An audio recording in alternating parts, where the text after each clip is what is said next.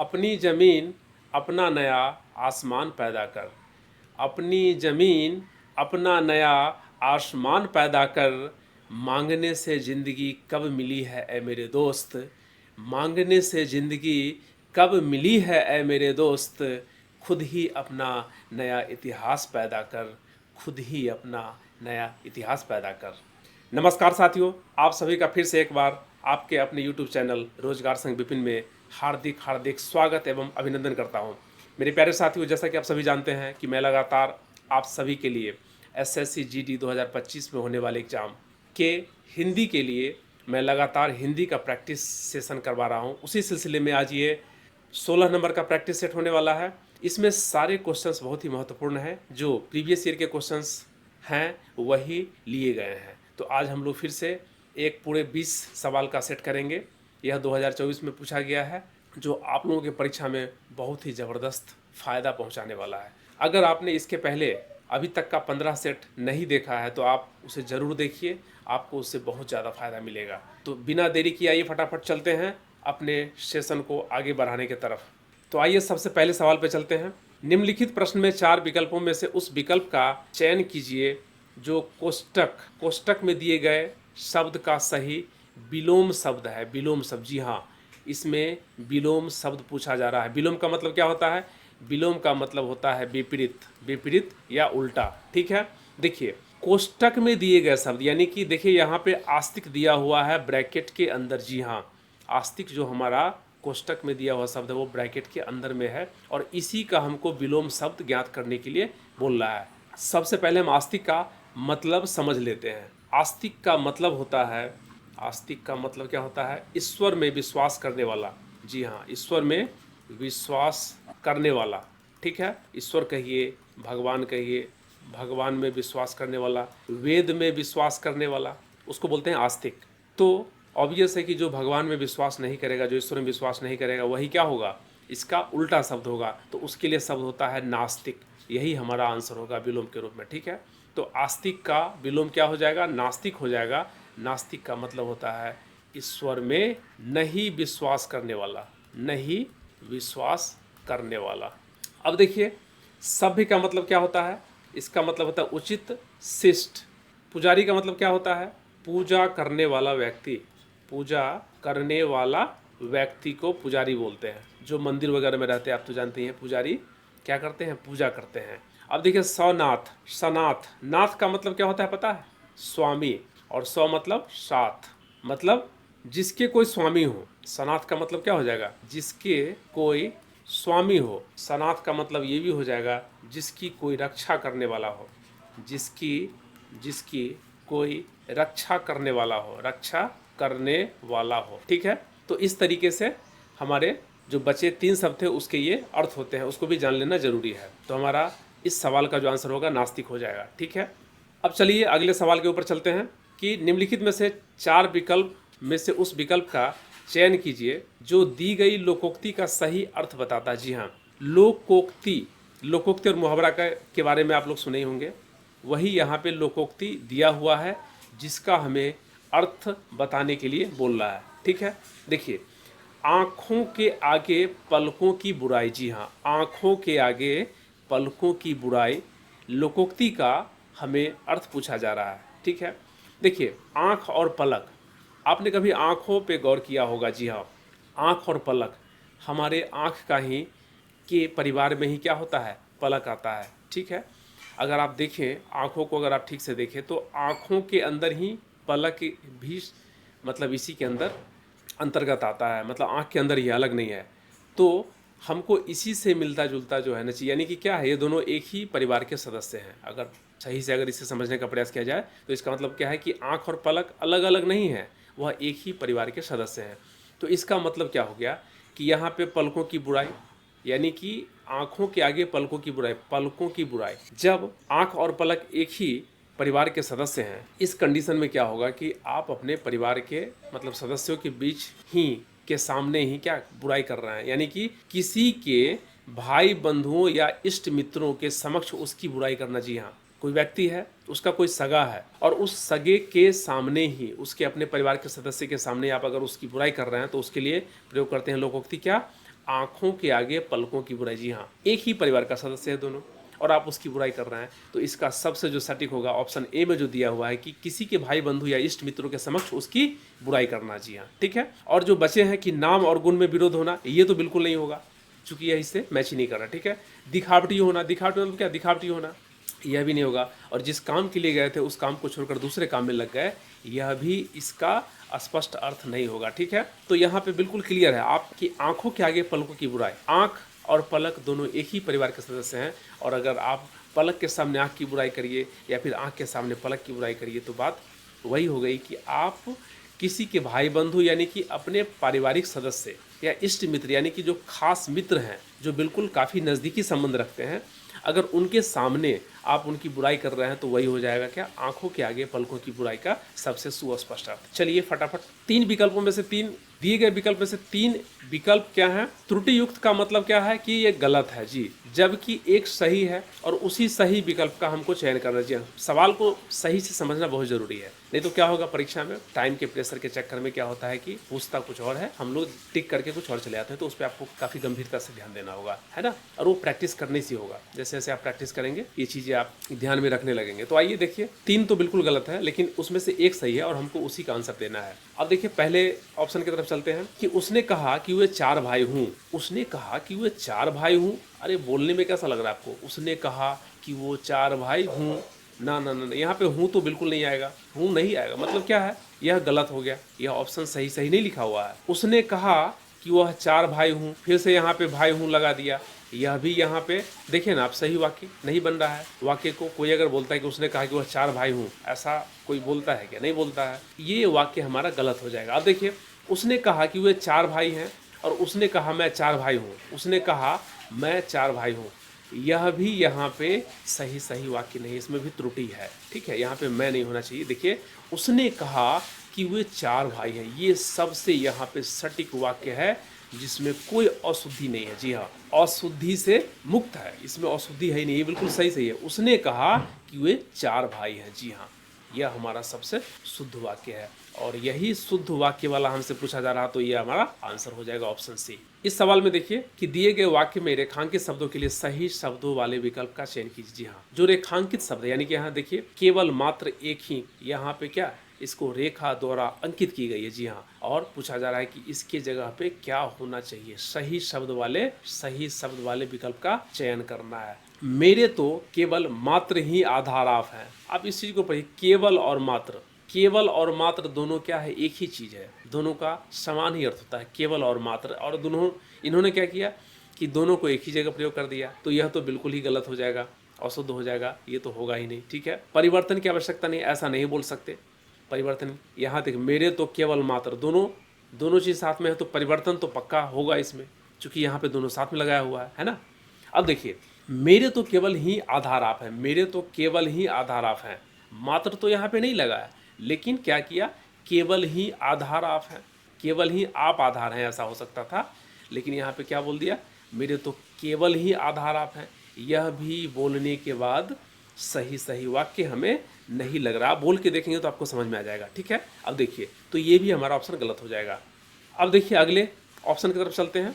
मेरे तो केवल एक ही आधार आप हैं। जी हाँ, मेरे तो केवल एक ही आधार, मेरे तो केवल एक ही आधार, केवल और मात्र यहाँ पे एक जगह प्रयोग नहीं किया है, केवल अलग और मात्र अलग, यहाँ पे मात्र को तो हटा ही दिया। ठीक है, तो यह बिल्कुल सही है। मेरे तो केवल एक ही आधार आप हैं, यह सबसे दिए गए वाक्य में सबसे सटीक वाक्य है, तो हमारा आंसर क्या हो जाएगा, यही ऑप्शन नंबर डी। अब आइए अगले सवाल की तरफ चलते हैं। देखिए कि दिए गए वाक्य में रेखांकित शब्दों के लिए सही शब्द वाले क्या करना है, विकल्प का चयन करना है। जी हाँ, सही शब्द वाले विकल्प। अब यहाँ पे क्या किया है, रेखांकित शब्द में क्षुब्धित हूँ लगा दिया है, क्षुब्धित। क्षुब्ध मतलब क्या होता है जानते हैं जी, क्षुब्ध का मतलब होता है दुखी होना, है ना। क्षुब्ध का मतलब क्या होता है, दुखी होना, निराश होना। तो तुम्हारे व्यवहार से मैं क्षुब्धित हूँ, यहाँ पे आप थोड़ा अटपटा महसूस करेंगे अगर आप इसको पढ़ेंगे। तो आइए हम देखते हैं इसमें से, तुम्हारे व्यवहार से मैं क्षुब्धता हूँ, ना, क्षुब्धता हूँ, यहाँ पे तुम्हारे व्यवहार से क्षुब्धता हूँ, यह तो बिल्कुल गलत है जी। तो ये ऑप्शन गलत हो जाएगा। तुम्हारे व्यवहार से मैं क्षुब्धा हूँ, जी ना, क्षुब्धा हूँ नहीं होता है, यह भी यहाँ पे गलत हो जाएगा। अब देखिए, परिवर्तन की आवश्यकता नहीं है, परिवर्तन की आवश्यकता तो है जी बिल्कुल, चूँकि यह यहाँ पे सही सही अर्थ नहीं दे रहा है, सुटेबल वाक्य हमारा नहीं बन पा रहा है। तो यहाँ पे क्या बचे कि तुम्हारे व्यवहार से मैं क्षुब्ध हूँ जी, क्षुब्ध हूँ। वाह, ये बिल्कुल सटीक ऑप्शन है कि तुम्हारे व्यवहार से मैं क्षुब्ध हूँ। ठीक है, यह यहाँ पे बिल्कुल सही हो जाएगा। अब चलिए अगले सवाल की तरफ चलिए। देखिए यहाँ पे क्या बोल रहा है कि रेखांकित शब्द के लिए सही शब्दों वाले विकल्प का चयन कीजिए। जी हाँ, इसमें तो रेखांकित शब्द के लिए सही विकल्प भरने के लिए बहुत थोक के भाव में दिए हैं, बहुत सारे दिए एग्जाम्पल। ठीक है, अच्छी बात है। तो आइए अब चलते हैं आगे, देखते हैं। बोले रविवार के दिन, जी हाँ, रविवार के दिन इन्होंने रेखा के द्वारा अंकित कर दिया, यानी कि हमको उसी शब्द के बारे में विचार करना है। ठीक है, रविवार के दिन तो हर जगह अवकाश होता है, ये हमारा वाक्य दिया हुआ है। तो अब हम पढ़ के देखते हैं कि रविवार के दिन की जगह पे क्या होगा, है ना।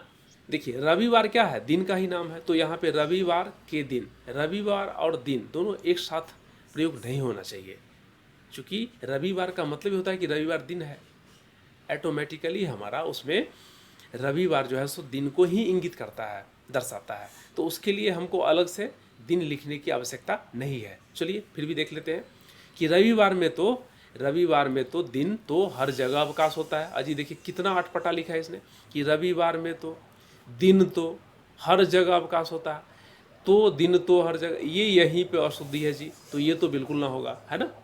अब चलिए आगे, रविवार पर तो, अरे रविवार पर तो, रविवार कोई सामान है क्या जो उसके पर के ऊपर पर तो ये यहीं पर गलत हो गया, यह भी गलत हो जाएगा।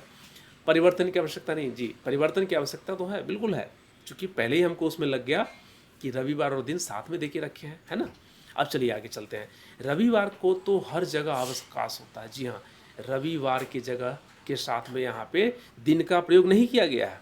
इसका मतलब है कि यह सही हो सकता है, पूरा पढ़िए इसको, कि रविवार को तो हर जगह अवकाश होता है, ये सही बात है। रविवार के दिन क्या होता है, हर जगह अवकाश होता है, तो उसी को यहाँ पे अगर शुद्ध रूप में लिखा जाए तो बिल्कुल इस तरह से लिख सकते हैं कि रविवार को तो हर जगह क्या होता है, अवकाश होता है। ठीक है, तो ये हमारा सबसे सटीक ऑप्शन हो जाएगा, आंसर डी। उचित पर्यायवाची शब्द का आप चयन कीजिए। जी हाँ, पर्यायवाची शब्द का मतलब तो आप जानते ही होंगे, बिल्कुल जानते होंगे, आप इतने सेट कर चुके हैं, आप इतनी अच्छी से तैयारी कर रहे हैं। पर्यायवाची का मतलब होता है, अगर आप इंग्लिश में इसकी बात करें तो इसका मतलब होता है सिनोनिम्स। जी हाँ, इसको आप समानार्थी भी बोल सकते हैं, यानी कि समान समानार्थी। जी हाँ, समानार्थी शब्द। पर्यायवाची वैसे शब्द हैं उस शब्द का भी लगभग समान वही अर्थ होता है जो उस पहले शब्द का, जिसका वो पर्यायवाची शब्द है। ठीक है, अब देखिए इसमें क्या बोल रहा है कि रिक्त स्थान की पूर्ति करिए, है ना। तो यहाँ पे जो ब्रैकेट के अंदर में दिया हुआ है क्या, वक्त दिया हुआ है, वक्त, और इसी का पूछ रहा है कि जल्दी करो, खाली स्थान, वक्त निकल रहा है। कितनी अच्छी बात कही है, वक्त निकल रहा है, जल्दी करो, टाइम वेस्ट मत करो, है ना। तो वक्त का हमको पर्यायवाची शब्द निकालना है, बताना है यहाँ पे। तो देखिए यहाँ पे वक्त का पर्यायवाची शब्द पूछा जा रहा है, ठीक है ना। तो सबसे पहले हम वक्त का पर्यायवाची समझ लेते हैं। वक्त का मतलब क्या होता है, ये समय, समय को ही आप वक्त बोलते हैं जी, समय को क्या बोलते हैं, वक्त बोलते हैं। इसको आप काल भी बोल सकते हैं, आप इसको जमाना भी बोल सकते हैं, समय को आप अवसर भी बोल सकते हैं। ये सब इसके क्या हैं, पर्यायवाची शब्द हैं। समय को हम वक्त बोल सकते हैं, काल बोल सकते हैं, जमाना बोल सकते, बोलते वो समय था, हमारे वो बचपन का समय था जब हम खूब खेलते थे, खूब मज़े करते थे, वो अवसर था, वो जमाना था, तो उसको जमाना भी बोल सकते हैं। तो ये सब क्या है, पर्यायवाची, यानी कि समय को ही दर्शाते हैं। ठीक है, अगर हम आंसर की बात करें इस सवाल का, तो अगर वक्त का पर्यायवाची, जबकि दूसरा क्या है, भाषा, इशारा, राशि, यह तो बिल्कुल समय और वक्त से संबंधित है ही नहीं, तो ये तो हमारा ऑप्शन होगा नहीं। ठीक है, ये तीनों गलत हो जाएगा, हमारा आंसर तो बिल्कुल बी ही होगा। ठीक है, समय क्लियर है। अब देखिए अगर हम इसके अर्थ की बात करें, भाषा, जो पहला ऑप्शन है हमारा भाषा, भाषा को क्या बोलते हैं, भाषा का मतलब होता है बोली, भाषा का अर्थ होता है जबान, भाषा मतलब बोली, जो हमारी अभिव्यक्ति होती है किसी भी दूसरे व्यक्ति के साथ, वह क्या है, भाषा ही है। अब देखिए इशारा, इशारा का मतलब क्या होता है, संकेत होता है, इशारा का मतलब क्या होता है, इशारा का मतलब चेष्टा भी होता है। और अगर अब राशि की बात करें तो राशि का जो अर्थ होता है वो समूह होता है, वह पुंज होता है ना। राशि का समूह या पुंज होता है, या फिर आप ये भी बोल सकते हैं कि एक ही तरह के चीज़ों का क्या होगा, झुंड होता है, झुंड, इसी को बोलते हैं राशि। ठीक है, तो इस तरीके से अर्थ तो हमको समझना था तो समझ लिए, लेकिन हमारा आंसर क्या हो जाएगा, वक्त के लिए हमारा समय होगा, जो ऑप्शन बी में है। चलिए अगले सवाल की तरफ देखिए। देशज विदेशज शब्द का चयन करिए। जी हाँ, आओ जाओ जाकर मालिक से अपनी खाली स्थान ले लो। जाओ और जाकर के मालिक से अपनी क्या ले लो, क्या लोगे, मालिक से जाकर के इम्तिहान लोगे। इम्तिहान का मतलब क्या होता है, इम्तिहान का मतलब होता है परीक्षा, इम्तिहान का मतलब होता है परख, परख है ना, परख। इम्तिहान का मतलब जांच भी होता है। तारीख का मतलब क्या होता है, तारीख का मतलब तो दिन, जानते ही हैं, दिन बोल दीजिए, इसको तिथि बोल दीजिए। और अदालत का मतलब क्या होता है, अदालत का मतलब तो होता है न्यायालय। अब मुझे बताओ कि जाओ जाकर के मालिक से अपनी तारीख ले लो, तारीख लेके क्या करोगे मालिक से, यह तो बिल्कुल नहीं होगा। अब जाकर के अपने मालिक से अदालत ले दो, किसी के कोई भी मालिक का अदालत होता है क्या अपना, नहीं। अदालत तो हमारे देश की व्यवस्था में एक अंग है, एक संगठन है जो सरकारी संगठन है, तो यह अदालत तो बिल्कुल ना होगा जी। ठीक है, जाओ जाकर के मालिक से अपनी क्या लो, इम्तिहान ले लो।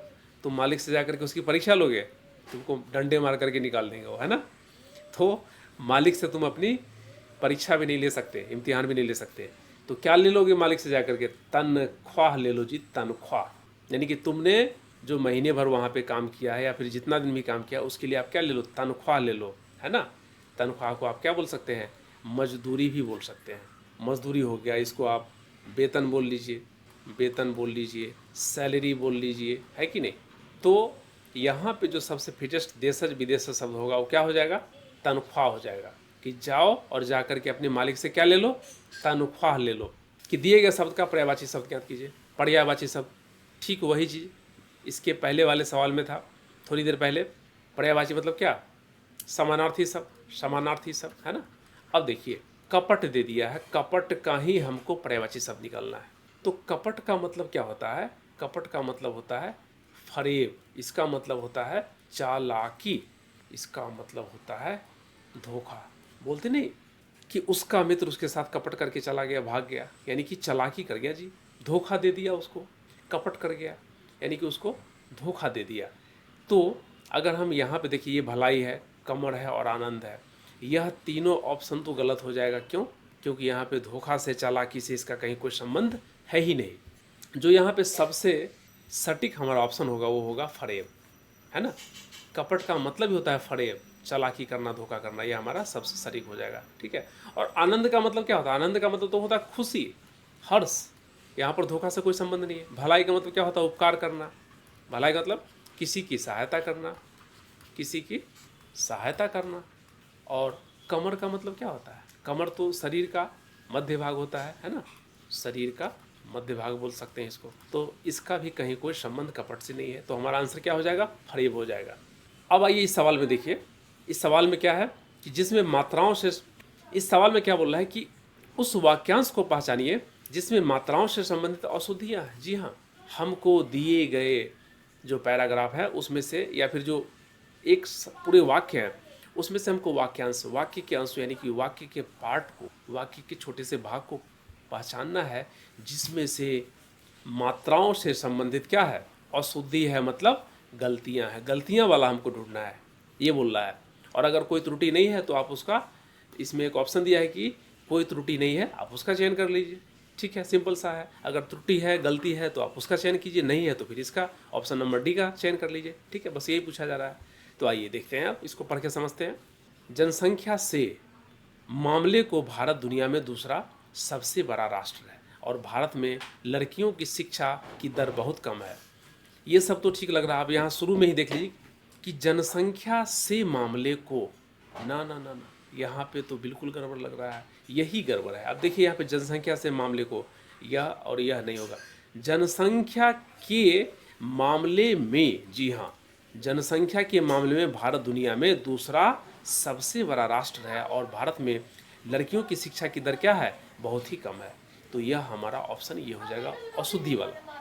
हमारा अशुद्धि वाला जो सबसे सही ऑप्शन होगा क्या हो जाएगा, जनसंख्या के मामले में भारत दुनिया में दूसरा सबसे बड़ा राष्ट्र है। और ये सब सही है, तो ये हमारा ऑप्शन होगा नहीं, ये गलत हो जाएगा। ठीक है, तो इस तरीके से हमारा ऑप्शन क्या, सी सही सही आंसर होगा इसका। अब देखिए इस सवाल में सही वर्तनी ज्ञात करना है जी। वर्तनी मतलब क्या है कि कोई भी शब्द दे दिया, उसमें गलती कर दिया मात्रा का, है ना, हर्षी, हुर्सो, दीर्घिकार, हर्षुकार, तो ऐसी मात्राओं की गलती दे करके क्या वर्तनी पूछ लिया जाता है, जिसमें से आपको सही सही लिखने होते हैं देख करके। ठीक है, मैंने यह चित्र कल स्वप्न में देखा। स्वप्न, ये जो रेखांकित शब्द है ना जी, ये रेखांकित शब्द, और इसी रेखांकित शब्द का सही वर्तनी पूछ रहा है जी। हाँ ठीक है, स्वप्न, यहाँ पे दिया है स्वपिन, स्वप्न, स्वपन और स्वपन। मैं बता दूं कि स्वप्न जो होता है ना, यह इस तरीके से लिखा जाता है, स्वप्न। इसका प्रोनाउंसिएशन, उच्चारण आपको सही सही समझ में आना चाहिए। स्वप्न होता है, स्वपिन नहीं होता है, स्वपन नहीं होता है, स्वपन ऐसा भी नहीं होता है। तो यह तीनों हमारा ऑप्शन क्या हो जाएगा, गलत हो जाएगा। ठीक है, इसका जो सबसे सटीक ऑप्शन होगा वह होगा ऑप्शन बी, क्योंकि सपना को स्वप्न बोलते हैं। तो इस तरीके से यहाँ पे जो सबसे सही वर्तनी होगा हमारा ऑप्शन भी हो जाएगा स्वप्न। स्वप्न देखिए इस तरीके से, आधा स व आधा प और न, स्वप्न, स्वप्न। ठीक है, चलिए अब अगले सवाल की तरफ। देखिए इस सवाल में देखिए कि वह भाग ज्ञात कीजिए जिसमें कोई त्रुटि है। जी हाँ, इतना आलस्यता करोगे तो जीवन में कुछ नहीं कर पाओगे। वाह वाह वाह, क्या वाक्य दिया है। इतना आलस्यता करोगे तो जीवन में कुछ नहीं कर पाओगे। इतना आलस्यता, यहाँ पे आलस्यता जो है ना बिल्कुल सही सही नहीं है। यहाँ पे क्या होना चाहिए कि इतना आलस करोगे तो जीवन में कुछ नहीं कर पाओगे। अब देखो, मैं कुछ नहीं, ये तो सही है, कर पाओगे ये भी सही है, इतना आलस्यता और करोगे तो जीवन में, यह तीनों हमारा सही है। तो ये तो हमारा ऑप्शन होगा नहीं। क्यों? क्योंकि पूछ रहा है कि जिसमें त्रुटि है भैया, वही हमारा आंसर होना चाहिए, सही वाला आंसर नहीं होना चाहिए। जिस भाग में गलती है, त्रुटि है, वही हमारा आंसर होगा। तो इसका मतलब क्या है कि यहाँ पे जो आलस्यता है उसको हमको आलस करना पड़ेगा और यही हमारा आंसर हो जाएगा कि इतना आलस करोगे तो जीवन में कुछ नहीं कर पाओगे। इतना आलस्यता, आलस से ही आलस्यता बना है, लेकिन इस वाक्य में यहाँ पे बीच में आलस ही होगा, आलस्यता नहीं होगा। ठीक है, चूंकि आप बोल के देखिए, इतना आलस्यता करोगे या इतना आलस करोगे, कौन सा सही लग रहा है, इतना आलस करोगे। ठीक है, तो हमारा ऑप्शन डी सही हो जाएगा। देखिए इस सवाल में कि 4 विकल्पों में से उस विकल्प का चयन कीजिए, उस विकल्प का चयन कीजिए जो कोष्टक में, जी हाँ, दिए गए शब्द के तत्सम रूप का सही विकल्प है। हाँ जी, कोष्टक में, आप यहाँ पे कोष्टक में क्या दे दिया है, आंवला, आंवला जी, आंवला, आंवला दिया है। तत्सम और तद्भव तो पहले से ही आप जानते हैं, मैंने इसके पीछे जितने भी सेट्स करवाए हैं उसमें भी बताया है, लेकिन चलिए फिर से बता देते हैं कि तत्सम शब्द संस्कृत के वैसे शब्द को कहे जाते हैं जो बिल्कुल संस्कृत या हिंदी में हूबहू एकदम समान रूप से यूज किए जाते हैं, प्रयोग किए जाते हैं, यानी कि उसमें चेंजेस नहीं करते। लेकिन अगर वही तत्सम संस्कृत के शब्द को अगर हम उसको हिंदी में रूपांतरित कर लें, परिवर्तित कर लें और उसका प्रयोग फिर अगर हम हिंदी में करें, तो उसी चीज़ को क्या कहा जाता है, तद्भव जी। तत्सम मतलब, तत् मतलब जैसा का तैसा, जैसा तैसा हूबहू, लेकिन तद्भव क्या है, उसका मतलब एक छायांकित हो गया, उसका प्रतिरूप हो गया, उसका अलग से परिवर्तित रूप उसको बोल सकते हैं, उसको बोलते हैं तद्भव, है ना। तो यहाँ पे तत्सम पूछ रहा है किसका, आंवला का पूछ रहा है, आंवला का पूछ रहा है। तो देखिए आंवला का जो तत्सम होगा वो क्या होगा, आमिर नहीं होगा, आमिर नहीं होगा, आद्रक नहीं होगा और आम्र भी नहीं होगा। आम्र मतलब क्या होता है, आम होता है, यहाँ पे आंवला है तो ये आमलक होगा इसका। तो आंवला जो है ये क्या हो गया, आंवला, यह है आपका तद्भव दिया हुआ है, और आमलक क्या है, तत्सम, तत्सम ही तो पूछ रहा है इसका, है ना। तो ये हमारा सही सही आंसर हो जाएगा। ठीक है, अदरक का मतलब समझ रहे हो, अदरक का मतलब क्या होता है, तो अदरक जो है ना एक प्रकार का पेड़ है जिसका प्रयोग हम क्या करते हैं, दवा या भोजन के रूप में करते हैं, है ना। और आम्र का मतलब होता है आम, फलराज इसको बोल सकते हैं, फलराज भी बोलते हैं आम को, है ना। और आमिर का मतलब क्या होता है, समृद्ध, आमिर मतलब अमीर, अमीरी, समृद्ध, समृद्ध व्यक्ति, आमिर समृद्ध व्यक्ति, है ना। हमारा यहाँ पे अगर हम तत्सम की बात करें तो सबसे ऑप्शन सी हमारा सही है, जो आंवला का। अब आइए अगले सवाल की तरफ चलते हैं कि निम्नलिखित प्रश्न में दिए गए विकल्पों में से उस विकल्प का चयन कीजिए जो दिए गए मुहावरा के अर्थ को क्या करे, स्पष्ट करे, सर्वश्रेष्ठ रूप में इस सवाल में मुहावरा के हमको सर्वश्रेष्ठ अर्थ को व्यक्त करने के लिए बोला जा रहा है। जी हाँ, पानी पीकर जात पूछना, पानी पीकर के जात पूछना। भाई अगर तुमको पानी पीनी ही नहीं थी तो पहले जात पूछ लेता। कुछ लोगों का होता है कि हम छोटे जात के, यहाँ पानी नहीं पिएंगे, तो पानी पी करके जात पूछना, ऐसा मतलब कहना है कि यहाँ पे सावधानी बरता ही नहीं, पहले पानी पी लिया फिर जात पूछता है, तो इससे कोई फ़ायदा मिलेगा नहीं। अब तो पानी अंदर गया, छोटा है या बड़ा, क्या फ़र्क पड़ता है। ठीक है, तो इसका मतलब देखिए, इसका अर्थ हमको सही सही मतलब निकालना है यहाँ पे। तो इसका देखिए, गलती करने वाले पर हावी होना, यह नहीं होगा। हर समय बेपरवाह रहना, नहीं नहीं नहीं, ये भी नहीं होगा। काम करने के बाद जांच पड़ताल, जी हाँ, पहले जांच पड़ताल करनी चाहिए थी, पहले जांच पड़ताल करनी चाहिए थी, उसके बाद काम करनी चाहिए थी। लेकिन क्या हुआ, पहले काम कर ले फिर जांच पड़ताल कर रहा है, यानी कि ठीक वही बात हो गया कि पहले पानी पी लिया और फिर जांच पूछ, सेम अर्थ दे रहा है यहाँ पे, है ना, कि पहले काम कर लिया फिर जांच पड़ताल कर रहा है। भाई काम जब तुमने कर ही लिया तो जांच पड़ताल करके फ़ायदा क्या होगा। ठीक उसी तरीके से पानी तुमने पी लिया तो क्या पानी अब निकाल दोगे, अगर जांच छोटा है तो ऐसा तो होगा नहीं। तो इसी तरीके से यहाँ पे इसका जो अर्थ हो जाएगा कि काम करने के बाद जांच पड़ताल करना, यह इसका सबसे सटीक अर्थ है कि आपको पहले ही जांच पड़ताल कर लेनी चाहिए थी। अपनी गलती दूसरे से पूछना, यह भी यहाँ पे इसका अर्थ स्पष्ट नहीं होगा। ठीक है, चलिए अब अगले सवाल की तरफ चलते हैं। देखिए यहाँ पे बोला कि रेखांकित शब्द का विलोम शब्द ज्ञात कीजिए। यहाँ भी फिर से विलोम, विलोम मतलब क्या हो गया, विपरीत, उल्टा शब्द, है ना। इसमें क्या है, आशा। रेखांकित शब्द कौन सा, आशा दिया है, आशा। आशा का मतलब क्या होता है, आशा का मतलब क्या होता है, आशा मतलब उम्मीद, किसी चीज़ की उम्मीद है, किसी चीज़ की आशा है। तो उम्मीद है, अगर आशा है, इसका तो निराशा का मतलब क्या होता है, उम्मीद का ना होना, उम्मीद ना होना यानी कि निराशा होना। आशा का जो विलोम होगा वो क्या हो जाएगा, निराशा हो जाएगा। जहाँ पे आशा आपको उम्मीद जगाता है, वहीं पे निराशा क्या है, उम्मीद नहीं जगाता है। मतलब बिल्कुल वहाँ पे क्लियर है कि यहाँ पे कुछ नहीं हो सकता, कोई उम्मीद ही नहीं है, कोई आशा ही नहीं है, उसको बोलते हैं निराशा। दोष का मतलब क्या होता है, अपराध होता है। दोष का मतलब कसूर भी होता है, दोष का अर्थ, है ना। और कायर की बात करें अगर, तो कायर का मतलब होता है बुजदिल। जी हाँ, इसको आप डरपोक भी बोल सकते हैं। कायर का मतलब डरपोक होता है, बुजदिल होता है।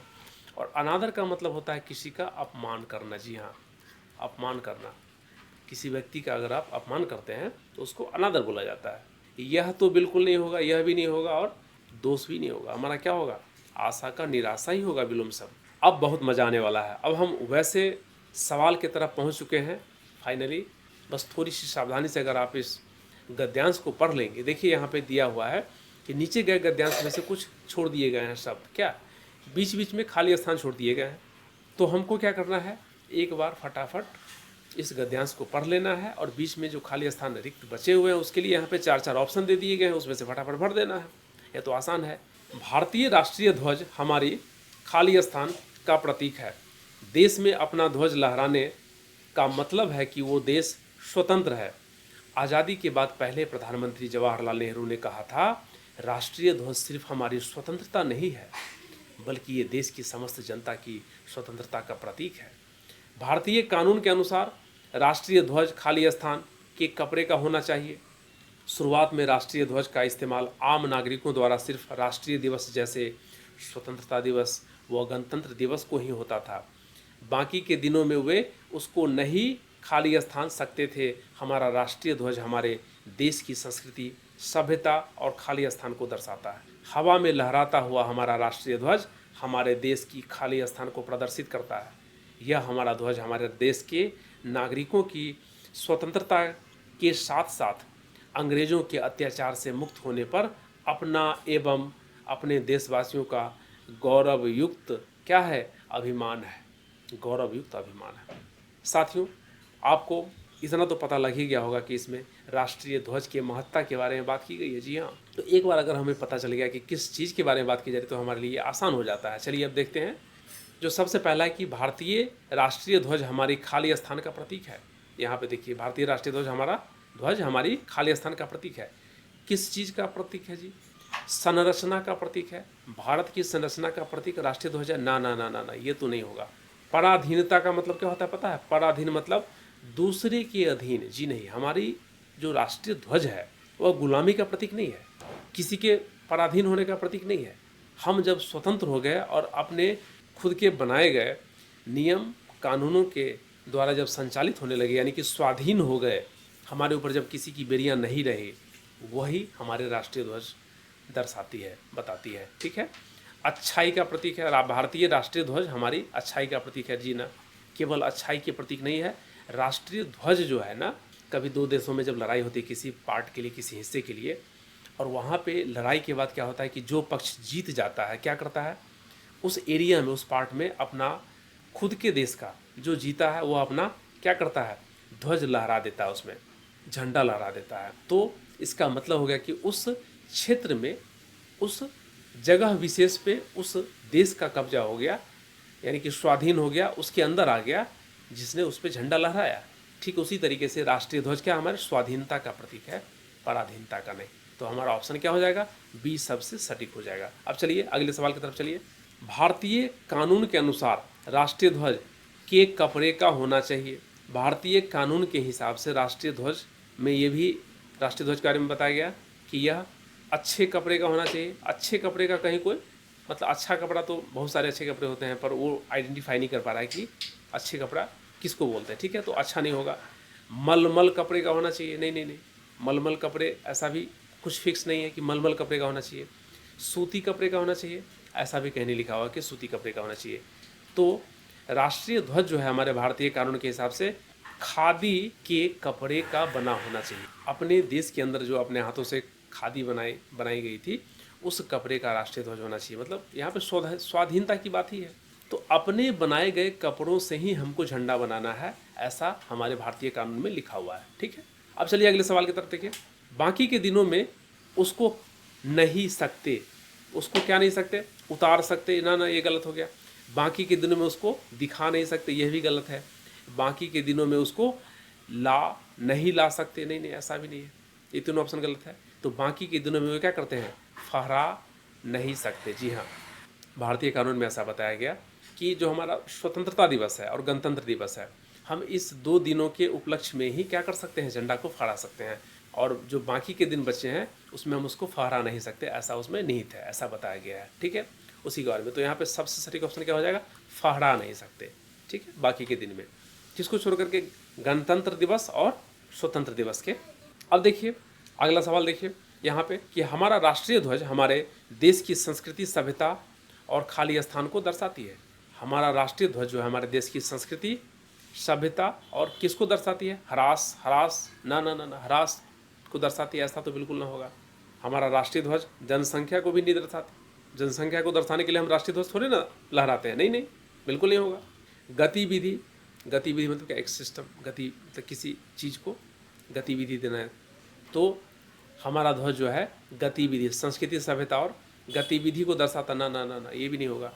हमारा राष्ट्रीय ध्वज हमारे देश की संस्कृति, सभ्यता और किसको दर्शाती है, जी हाँ, इतिहास को दर्शाती है। हाँ, इतिहास को दर्शाती है। हवा में लहराता हुआ हमारा राष्ट्रीय ध्वज हमारे देश की खाली स्थान को प्रदर्शित करता है। जी हाँ, हमारा राष्ट्रीय ध्वज हमारे देश की किसको प्रदर्शित करता है, परतंत्रता को प्रदर्शित करता है कि अभी भी हम दूसरे के अधीन है, नहीं नहीं नहीं, ये तो बिल्कुल नहीं होगा।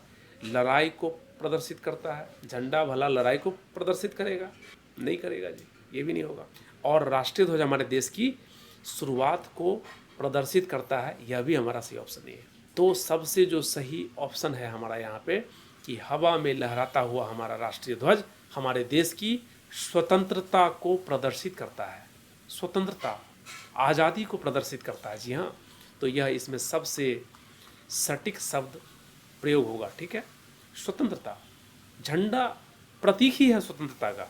तो इस तरीके से हमारा ये इस सेशन का सबसे अंतिम सवाल था। कैसा लगा आप सभी को ये सेशन, मुझे ज़रूर कमेंट्स करके बताइएगा। अगर आपको कहीं कोई दिक्कत है आप मुझे वो भी कमेंट्स करके बताएं। और जी हाँ, मैं उम्मीद करता हूँ कि आपकी तैयारी बहुत ही जोर ज़बरदस्त तरीके से चल रही होगी। जी हाँ, देखिए ऐसा मौका आपको बार बार नहीं मिलेगा। 40 साल वैकेंसी है मेरे दोस्त, अपनी जी जान लगा दो। सिलेक्शन होने के बाद अपने देश के लिए तो जान जी लगाओगे ही लगाओगे, उम्मीद करता हूँ। लेकिन सिलेक्शन से पहले इस तैयारी के लिए, चूँकि आपके पास समय बिल्कुल फिक्स है और मैं भी आपके लिए, आपके भले के लिए, आपके सहयोग के लिए लगातार हिंदी का प्रैक्टिस सेट लेकर के आ रहा हूँ। इस सिलसिले में 16वां प्रैक्टिस सेट है। इसके पीछे मैंने 15 प्रैक्टिस सेट करवा चुके हैं और बिल्कुल बेहतरीन, शानदार, आपको बहुत ही ज़बरदस्त मजा आएगा। आप जाकर के देखिए, प्लेलिस्ट में भी दिया हुआ है। मैंने अपने तरफ से पूरी कोशिश की है कि आपको बिल्कुल सहजता से हिंदी बताने का प्रयास किया जाए। मैं उम्मीद करता हूँ कि आप इसका फ़ायदा ज़रूर उठाएंगे। आप बिल्कुल इसको प्रैक्टिस करें, डेली प्रैक्टिस करें। कहीं कोई दिक्कत हो तो आप कमेंट्स करके बताएं। फिर मिलेंगे हम लोग नेक्स्ट एपिसोड में बहुत ही जल्द, यानी कि प्रैक्टिस सेट नंबर 17 में। तब तक के लिए आप सबको दिल से बहुत बहुत धन्यवाद।